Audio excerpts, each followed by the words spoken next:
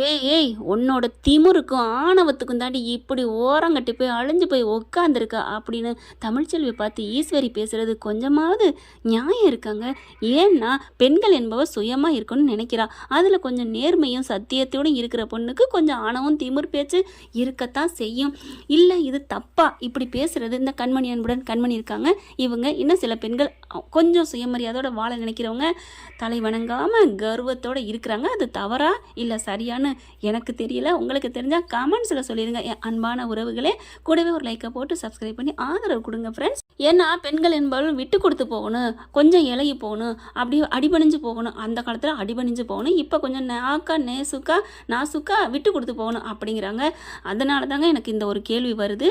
அப்போ சின்ன மருமகள் நம்ம தமிழ்ச்செல்வி இப்படி பேசுறது தப்பா?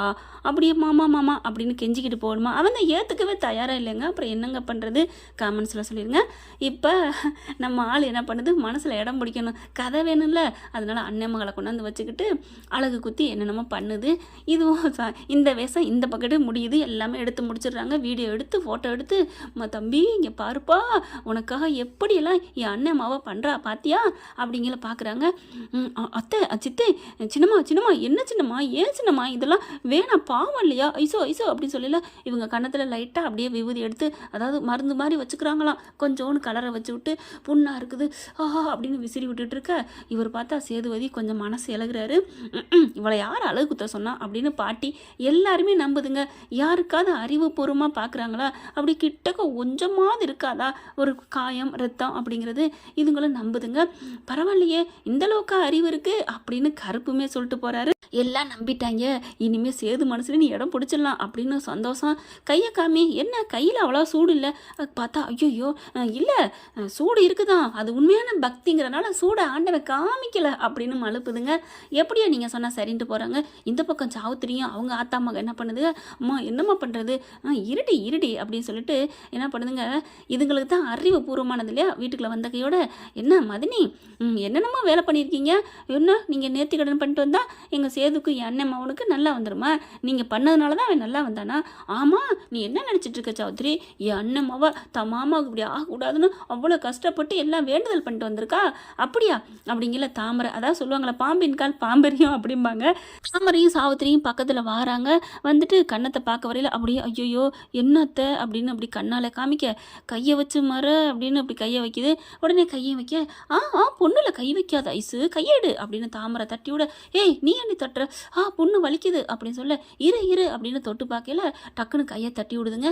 பார்த்தா இது பொண்ணு காய மாதிரி தெரியலையே, ஏதோ பொட்டு காய மாதிரி பொட்டு வச்ச மாதிரி இருக்கு. என்ன நடிக்கிறீங்களா? அழகு குத்துனா இங்கேல வைப்பாங்க, இங்கே எப்படி அவன் பாரு கரெக்டாக முன்னாடி வச்சிருச்சுங்க பொட்டை. அப்படியே பார்க்குதுங்க ஒன்றும் தெரியாமல். வலிக்குதே நீ போய் படுத்துக்கம்மா, எனக்கு என்னமோ இது அழகு குத்துன மாதிரி தெரியலை, பார்க்கலாம் எவ்வளோ தூரம் நடிக்கிறீங்கன்னு. நில்லு ஐசா நில்லு அப்படின்னு ஓடி போயிட்டு கையை பிடிக்க கையை பார்த்துட்டு கையில் கொஞ்சம் கூட சூடு வராது, நான் உண்மையாகவே வேண்டிக்கிட்டேன் மாமாவுக்காண்டி, அதனால சூடு இல்லை அப்படின்னு சொல்லிட்டு ஐஸ்வர்யா ரூம்குள்ளே ஓடிடுது. போங்கடி போக்கத்தவளுங்களா, நீங்களே நடிக்கிறீங்களா? ஐசு என்ன பண்ணுறாங்க, உள்ளுக்கு போய் படுக்க வச்சு ஃபேனெல்லாம் போட்டு விட்றாங்க, ஏசியை போட்டு விட்றாங்க. சேது வராரு. இங்கே பாரு தாமரை பாவம், அவள் எந்த குடும்பத்துலேருந்து இங்கே வந்து எனக்காக பாடுபட்டுட்டு இருக்கா, நீ என்ன இருக்கிய என்ன பண்ணிட்டு இருக்கப்போ அப்படிங்கல. ஆஹா என்னது இப்படின்ட்டு, மாமா நீ என்ன மாமா இப்படிலாம் பேசுகிற, நான் நடந்தே வரேன்னு நான் முருகனுக்கு வேண்டியிருக்கேன் தெரியுமா?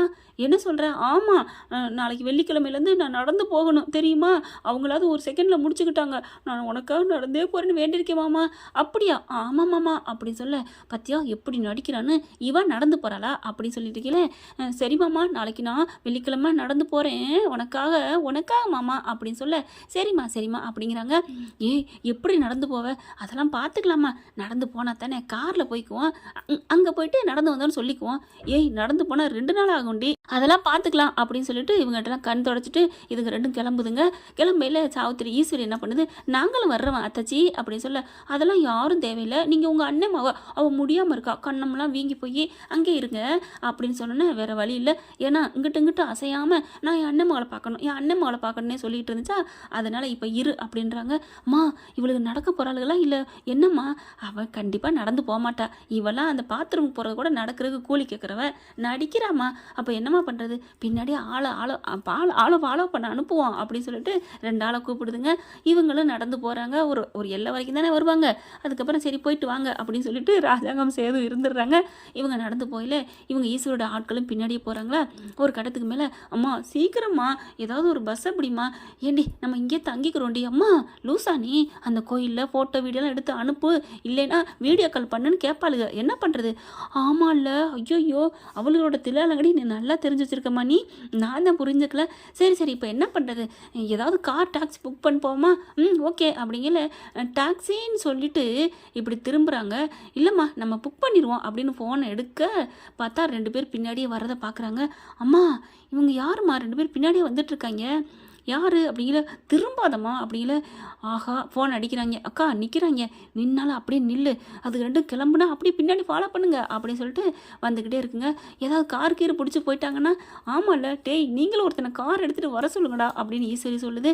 சரிக்கா பார்த்துக்குறேங்க அப்படிங்கல. அம்மா இது அந்த அத்தை அனுப்பின ஆளுமா, சரியான ஆள், பெரிய வில்லியாக இருப்பா போல இருக்கே. நாம வில்லினா இவன் நம்மளோட வில்லியா இருக்கா, இப்போ என்ன பண்ணலாம் அப்படின்னு சொல்லிட்டு இருக்கல. நீ கவலைப்படாத நம்ம பார்த்துக்குவோம் வா அப்படின்னு சொல்லிட்டு இவங்க அங்கிட்டு திரும்ப இவங்க என்ன பண்ணுறாங்க, அப்படியே ஒரு முச்சந்தி வரைக்கும் போகிறாங்க. போனாங்க டக்குன்னு யூட்டன் போட்டு வேற பக்கத்து திரும்பிடுதுங்க. எங்கே ஆளக்கானா, ஐயோ விட்டுட்டோமே, ஐயோ அக்கா அதுங்களை காணக்கா கிழிச்சிங்க, நீங்களாம் எதுக்குடா போங்கடா அப்படின்னு சொல்ல. அம்மா விடுமா நம்ம அங்கே போய் இருந்தாங்கன்னா உண்மையிலே போனாங்களே என்னன்னு வீடியோ கால் பண்ணுவான், சூப்பர் டி அப்படின்னு சொல்கிறாங்க. இவங்க என்ன பண்ணுறாங்க, காரை எடுத்துக்கிட்டு போயிடுறாங்க. அங்கே போயிட்டு ஒரு நைட்டு ஃபுல்லாக தங்கிட்டு இங்கே நடந்து வரக்கு எவ்வளோ நாள் கணக்கு வரும் அப்படின்னு கணக்கு பண்ணி அந்த டயத்தை வச்சு சாமி கும்பிட்றோம். பாரு சேது என் புள்ள பாரு உனக்காக எவ்வளோ கஷ்டப்பட்டு படியேறி வரா அப்படின்னு சொல்லி அவ்வளோ அந்த படியேறி ஏறித்தான் ஆகணும். அதுவே கால் வலிக்குது. சாமி கும்பிட்றாங்க, எல்லாம் நல்லா இருக்கணும்னு வேண்டிட்டு தான் வருதுங்க. வீடியோ கால் அடிக்க, பத்தி அடி உன் அத்தை கறியா எனக்கு தெரியும்டி, அவள் கடைஞ்செடுத்த வில்லண்டி அப்படின்னு சொல்லிட்டு அட்டன் பண்ணிவிட்டு, மதினி நாங்கள் வந்தோமா வரலையான்னு சோதிக்கிறீங்களா, நாங்கள் முருகனை வந்து ஏமாத்துவோமா என்ன, சோதிக்கலாம் இல்லை போயிட்டீங்களா, உண்மையிலே நீங்கள் நடந்து போனீங்களா, ஆமாம் அப்படின்னு சொல்கிறாங்க. வேறு வழியில் எல்லாம் பேசி முடிச்சு சாமி கும்பிட்டு வீட்டுக்கு வந்துடுறாங்க. அடுத்த நாள் பார்த்தீங்கன்னா, என்ன மதனி காலெலாம் வலிக்கல, காலை காமிங்க அப்படின்னு சொல்ல, கால் வலிக்க தான் செய்யும், இங்கே பாரு வீங்கி போயிருக்கு அப்படின்னு சாவித்திரி சொல்ல, என்னத்தாச்சி கால் வலிக்கலைன்னு சொல்லிக்கிட்டு என்கிட்ட நடிக்கிறீங்க, அப்புறம் நீங்கள் உங்களுக்கு எப்படி சுடலைன்னு கையை காமிச்சிங்களோ, கன்னத்தில் காயத்துக்கு பதில் பொட்டை வச்சிங்களோ, அது மாதிரி தான் இது ஒன்று. சரி விடுங்க, எல்லாரும் ஒன்றுக்காகத்தான் போராடுறோம், நீங்கள் உங்கள் விதத்தில் நாங்கள் எங்கள் விதத்தில், ஆனாலும் நீங்கள் கல்யாணம் ஆனவங்க, அது நடக்கவே நடக்காது தெரியுமா அத்தச்சி அப்படி சொல்ல, நல்லதாக ஞாபகப்படுத்தினடி அப்படின்ட்டு ராஜாங்கத்தில் போய் அண்ணன் சொல்லுது. இந்த பிள்ளை சொல்லுது அண்ணன்ட்ட போயிட்டு, அண்ணே என் பிள்ளைக்கு அவனுக்கு வேணாண்ணே, தயவு செஞ்சு கெஞ்சி கேட்குறான், அவன் இப்போ தெருவா, ஐயோ வேணாண்ணே, நான் என்னென்ன சொல்கிறது, பஞ்சாயத்து குட்டி முறிச்சு விட்றேனே அப்படி சொல்ல, இனிமேல் உன் பேச்சை கேட்டு நடக்கிறேனே ப்ளீஸ்ண்ணே அப்படின்னு கெஞ்ச, உன் பக்கத்தில் நான் இருக்கணுண்ணே, நான் போனோன்னே உனக்கு ஏதாவது ஆபத்து வருதுண்ணே அப்படி இப்படின்னு ஆளுக. என்னம்மான்னு அம்மா பார்க்க, எதை வேணாலும் பண்ணி தொலைங்க அப்படின்றாங்க. அதுக்கப்புறம் பஞ்சாயத்தை கூட்டுறாங்க. அவரும் வந்துடுறாருங்க, கமலேசும் வந்துடுறாரு. வந்துட்டு கேட்குறாங்க, இவன் ஏமாத்தான் கல்யாணம் பண்ணாண்டு. அதுக்கு மேலே அவர் என்ன பண்ணுறாரு, ஒன்றும் பண்ண முடியல, நான் என்னங்க பண்ண முடியும், அவளும் என்னை விரும்பினா, பணம் தான் முக்கியம்னு நினச்சிட்டு இப்போ வேணாங்கிறா, பரவாயில்ல நான் பண்ணது தப்பு தான் ஒத்துக்கிறேன் அப்படிங்கிறாங்க. அதுக்கப்புறம் ஆனால் அவள் கூட நான் வாழ ஆசைப்பட்றேன், அவளை விரும்பினது என்னமோ உண்மைதான் அப்படிங்கிறாங்க. நீ விரும்பினது என்னமோ உண்மையாக இருக்கட்டும், நான் உன்னை விரும்பலை, ஓப்பனாக சொல்கிறேனே, நீ பணக்காரன்னு சொன்னதுனால தான் விரும்பினேன், நீ பணக்காரன்னு ஃபஸ்ட்டு சொல்லி ஏமாத்தினில்ல, அது தப்பு தானே, அதுக்காக நாங்கள் டைவர்ஸ் வாங்குறோம் அப்படின்னு தாமரை கொஞ்சம் கூட குச்ச நச்சம்படலை.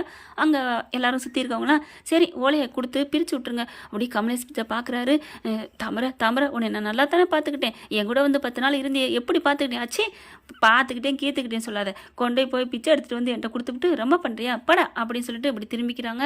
அதெல்லாம் ஒன்றும் பண்ண முடியாதுங்க, 2 சைடுமே கல்யாணம் ஆனவங்க தான், அதனால இதை ஒரு பெருசாக எடுத்துக்க மாட்டாங்க. சேதுவும் கல்யாணம் ஆகி பிள்ளைக்கு அப்பனாக போகிறாரு, அந்த பிள்ளையும் சும்மா ஒரு 10 நாள் தானே வாழ்ந்துச்சு, அதுலேயும் சொந்தம் வேற அத்தை மக அப்படின்னு நினைக்கலாம். அதெல்லாம் ஒன்றும் பண்ண முடியாதுங்க, 2 சைடுமே கல்யாணம் ஆனவங்க தான், அதனால இதை ஒரு பெருசாக எடுத்துக்க மாட்டாங்க. சேதுவும் கல்யாணம் ஆகி பிள்ளைக்கு அப்பனாக போகிறாரு, அந்த பிள்ளையும் சும்மா ஒரு 10 நாள் தானே வாழ்ந்துச்சு, அதுலேயும் சொந்தம் வேற அத்தை மக அப்படின்னு நினைக்கலாம். ஆனாலும் இதுங்க முடிக்காங்காட்டிலையும் போய் சுதாரிச்சுட்டு டப்புன்னு போயிட்டு அத்தைக்கிட்டையும் ராஜாங்கத்திட்ட அதை விட சேதுக்கிட்ட சொல்லி முடிச்சிருது.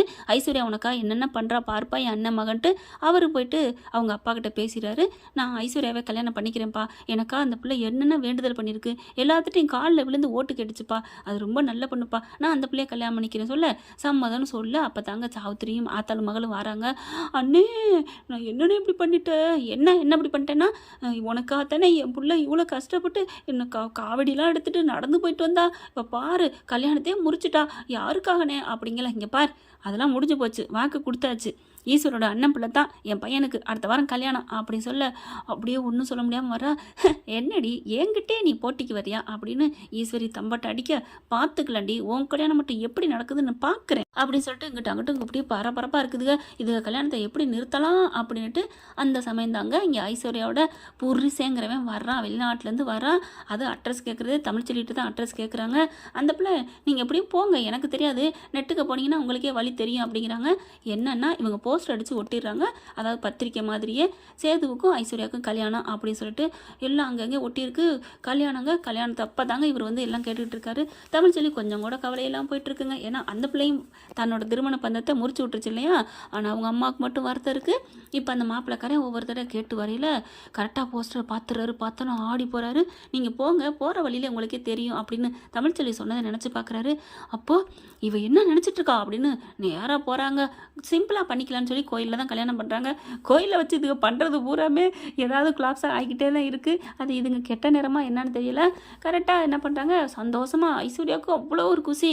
தாமரையும் அவங்க பொண்ணும் அவங்க அம்மாவும் சாவுத்திரி மட்டும் என்ன பண்ணுறதுன்னு தெரியல, எப்படியாவது கல்யாணத்தை நிறுத்தலான்னு பார்க்குறாங்க. அங்கே எங்கே அப்படியே ஒரு தாலி எடுத்து ஒழிச்சு வைப்போமா, இல்லை வேறு தாலி வாங்கிடுவாங்க. என்னடி பண்ணுறது அம்மா, நான் அவருக்கான என்ன உசுராக இருக்கேம்மா, சின்ன பிள்ளையிலேருந்து எனக்கு மாமா வேணும், என்னடி பண்ணுறது, வேணா நீ ஏதாவது மருந்து குடிக்கிறியா, சும்மா இருமா அப்படின்னு சொல்லிட்டு இருக்க. அடுத்து பார்த்தா மாப்பிள்ளை பொண்ணு உட்காந்துடுறாங்க. எல்லாரும் பார்க்குறாங்க. எம்எல்ஏ வாழ்க, சேது வாழ்க அப்படின்னு சொல்லிட்டு. ஆனாலும் தமிழ்ச்செல்வி பாவம் அப்படின்னு 1-2 இடையில வார்த்தையை விடுது. அப்படின்னு திரும்ப எல்லாரும் அடங்கிடுறாங்க.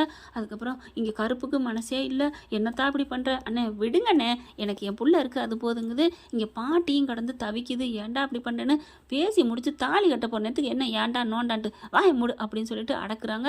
அவங்க அண்ணன், அதாவது சேதுவோட அண்ணன். இப்போ என்னென்னா மாப்பிள்ளை கையில் தாலியும் போயிடுச்சுங்க. பொண்ணு கழுத்தில் கட்ட போகிறாங்க.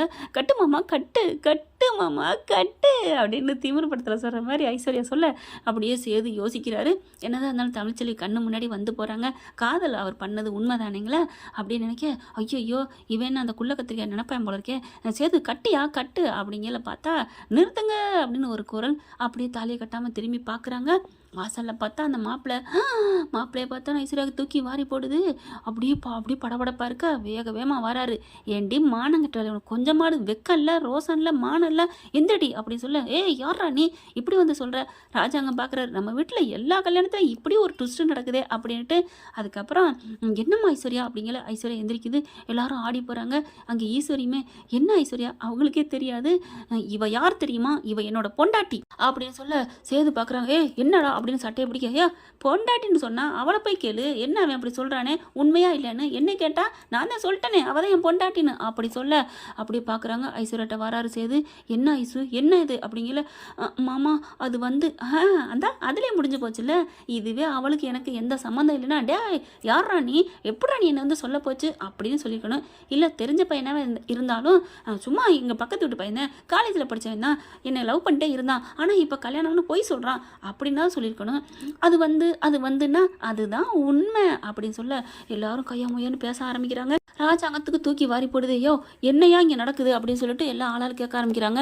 இங்கே பாரு நீ யாரு என்ன அப்படிங்கல, அந்த பிளேட்டை கேளுங்க, என்னடா சும்மா அந்த பிளேட்டை கேளுங்கிற அப்படின்னு ஈஸ்வரி போட்டு அடிக்குது. இங்கே பாருங்கம்மா நிறுத்திக்கங்க, நீங்கள் அவங்க அத்தை தெரியுமா, எல்லாமே தெரியும், உங்கள் புருஷன் சன்னாசி எங்க எல்லா பேரும் தெரியும், எல்லாம் நாங்கள் லவ் பண்ண காலத்திலே கண்டுக்கிட்டோம் அப்படி சொல்ல என்னன்னு பார்க்குறாங்க. ஐசு என்னம்மா, ஐயோ அத்தை நாங்கள் சும்மா பழகினதை இவன் லவ் பண்ணுறேன்னு சொல்கிறான், நான் லவ்வெல்லாம் பண்ணலை, லவ் பண்ணாமல் தான் கல்யாணம் வரைக்கும் பண்ணமா, அது சும்மா ஒரு ரிஜிஸ்டர் மேரேஜ் பண்ணுவோம், பேருக்கு இருக்கட்டும்னு போய் பண்ணணும், அதை விட வேறு என்ன வேணும் அப்படின்னு சொல்ல அப்படியே ஆடி போகிறாங்க.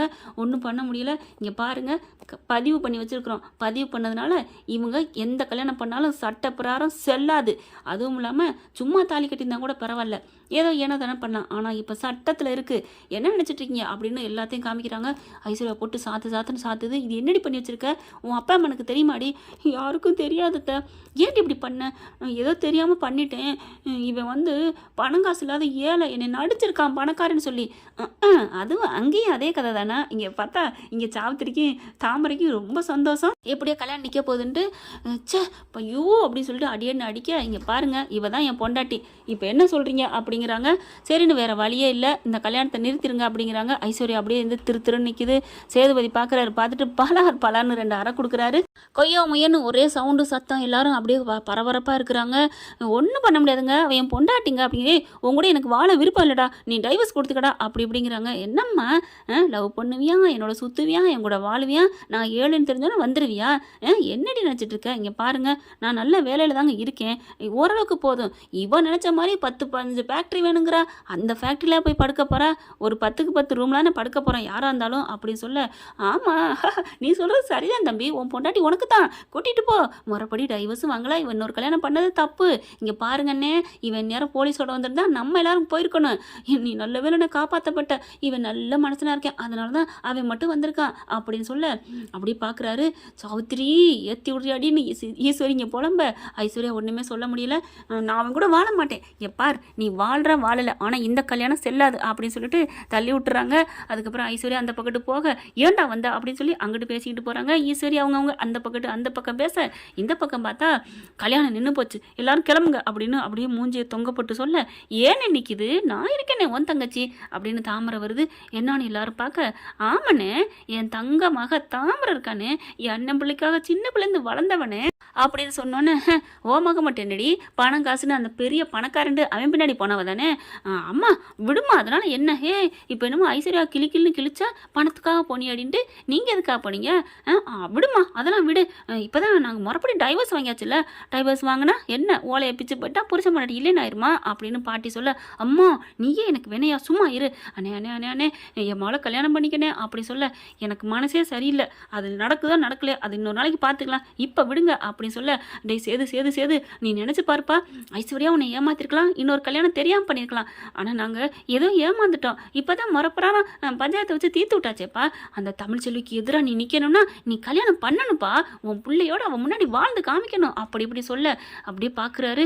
ஆனால் அந்த மடம் அகாட்டி சந்த மடம் சொல்லுவாங்க. அப்பா அத்தை சொல்கிறது என்னமோ எனக்கு சரின்னு தான் படுது, என் மவனே என் அண்ணன் மவனே அப்படின்னு சொல்லி, நீ தாயா இப்போ தாயா சூப்பர்னு சொல்லி கொஞ்சது சரின்னு சொல்லிட்டு மாலையை கழுத்தில் வேக வேகமாக தாலியை அதாவது கழுத்தில் இங்கே மகளுக்கு சாவத்திரியே போட்டு விடுது.